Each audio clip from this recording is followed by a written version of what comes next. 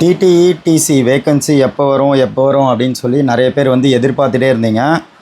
ஆக்சுவலாக இந்த DTE, DC இதெல்லாம் வந்து எந்த நோட்டிஃபிகேஷன் கீழே வருது அப்படின்னு பார்த்தீங்கன்னா, என்டிபிசி அப்படின்னு சொல்லுவாங்க. இந்த நோட்டிஃபிகேஷன் வந்து இந்த வருஷத்துக்கானது, அதாவது 2025க்கான நோட்டிஃபிகேஷன் வந்து ஓப்பன் ஆக போகுது. இந்த டிடிஇ போஸ்ட் வந்து பார்த்திங்கன்னா கிராஜுவேட் லெவல்லையும் அப்ளை பண்ணலாம், 12th லெவல்லையும் அப்ளை பண்ணலாம். பட் சேலரி மட்டும் தான் டிஃபர் ஆகும். இப்போ அஃபிஷியலாகவே நோட்டீஸ் வந்துருச்சு.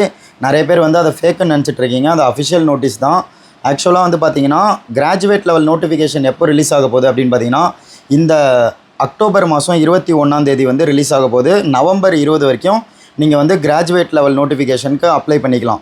அதே மாதிரி 12th லெவல் நோட்டிஃபிகேஷனுக்கு வந்து பார்த்திங்கன்னா, நீங்கள் அக்டோபர் 28 நவம்பர் 27 வரைக்கும் அப்ளை பண்ணிக்கலாம். இந்த என்டிபிசியில் இந்த டிடிஇடிசி போஸ்டிங் மட்டும் தான் இருக்கா அப்படின்னு கேட்டால் இல்லை.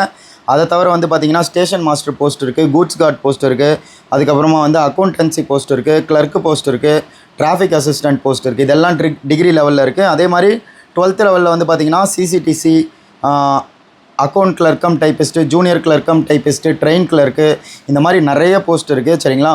ஒன்ஸ் நோட்டிஃபிகேஷன் வந்துட்டதுக்கப்புறம் நம்ம எப்படி அப்ளை பண்ணணும், எப்படி படிக்கணும் எல்லாமே வந்து சொல்லுவோம்.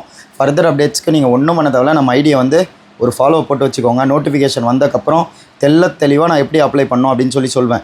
இதுக்கு வந்து நீங்கள் 12th முடிச்சிருந்தால் அப்ளை பண்ணலாம். இந்த டிடிஇ இல்லை டிசி ஆகணும், இல்லை ஒரு கூட்ஸ் கார்டு ஆகணும், இல்லை ஒரு புக்கிங் ஆஃபீஸில் டிக்கெட் இஷ்யூ பண்ணுற வேலைக்கு போகணும். சரிங்களா? இல்லைனா ஒரு பார்சல் ஆஃபீஸில் ஒர்க் பண்ணணும், ஸ்டேஷன் மாஸ்டர் ஆகணும். இந்த மாதிரிலாம் ஏதாவது ஒரு வேலைக்கு ரயில்வேல போகணும் அப்படின்னு நினச்சிங்கன்னா உங்களோட எஜுகேஷனல் குவாலிஃபிகேஷன் வந்து ஜஸ்ட்டு வந்து நீங்கள் 12th முடிச்சிருந்தா போதும், இல்லைனா வந்து டிகிரி முடிச்சிருந்தா போதும். சரிங்களா? ஆனால் டிப்ளமா முடிச்சிருந்தா அதே மாதிரி நிறைய பேர் எலிஜிபிளா அப்படின்னு கேட்குறீங்க. நீங்கள் டிப்ளமா முடித்து இன்ஜினியரிங் முடிச்சிருந்தீங்கன்னா எலிஜிபிள்.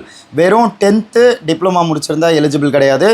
இதுவே வந்து நீங்கள் 10th 12th டிப்ளமா அப்படி முடிச்சிருந்தீங்கன்னா நீங்கள் 12th வச்சு அப்ளை பண்ணிக்கலாம். சரிங்களா? நீங்கள் 10th ப்ளஸ் வெறும் டிப்ளமா அப்படி வச்சுருந்தீங்கன்னா இந்த என்டிபிசி நோட்டிஃபிகேஷனுக்கு அப்ளை பண்ண முடியாது. 12th எனி டிகிரி முடிச்சிருக்கவங்க அப்ளை பண்ணலாம். அதே மாதிரி இதுக்கு ஏஜ் லிமிட் வந்து பார்த்திங்கன்னா, நீங்கள் வந்து அன்ரிசர்வ்ட் கேட்டகரியில் வந்தீங்கன்னா டிகிரி லெவலில் அப்ளை பண்ணுறதுக்கு வந்து 33 வயசு வரைக்கும் நீங்கள் அப்ளை பண்ணிக்கலாம். இதுவே நீங்கள் ஓபிசியில் வந்தீங்கன்னா 36 வயசு வரைக்கும் அப்ளை பண்ணிக்கலாம். எஸ்சி எஸ்டியாக இருந்தால் 38 வயசு வரைக்கும் அப்ளை பண்ணிக்கலாம். இதுவே நீங்கள் 12th வச்சு அப்ளை பண்ண போகிறீங்க அப்படின்னா நீங்கள் வந்து பார்த்திங்கன்னா அன்ரிசர்வ்ட் கேட்டகரியில் வரீங்கன்னா 30 வயசு ஆகிருக்கணும் மேக்ஸிமம். சரிங்களா? அதே மாதிரி ஓபிசியாக இருந்தீங்கன்னா 33, எஸ்சி எஸ்டியாக இருந்தீங்கன்னா 35. இதுதான் வந்து ஏஜ் லிமிட்டு. மொத்த வேக்கன்சி வந்து பார்த்திங்கன்னா 8850 ப்ளஸ் வேக்கன்சி. சரிங்களா?